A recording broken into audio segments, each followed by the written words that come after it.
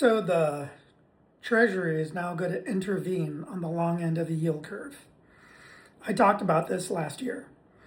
They're going to be selling a bunch of short term bonds to raise money, and they're going to use that money to then go buy 10 and 30-year treasuries to try and tap down those incredibly high interest rates that we've also talked about before, because the interest rates are getting in a very, very dangerous and precarious position.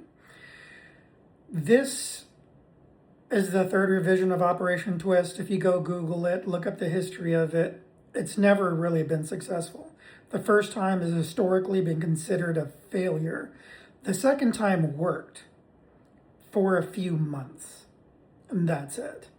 This time, not only is it going to be a failure, by selling short-term treasuries to buy the longer 10 to 30 year end treasuries, they are going to blow up the deficit.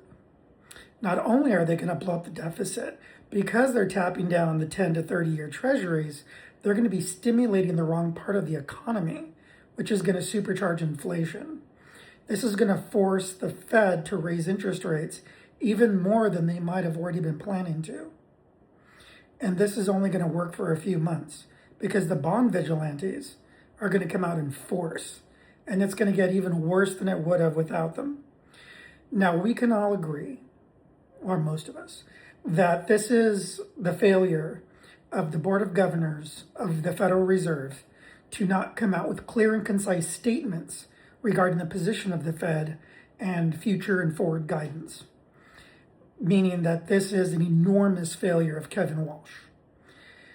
And I think that there are going to be serious repercussions. Not only this OpEx period from the third Friday of August to the third Friday of September, but there are going to be major repercussions during March and April of next year.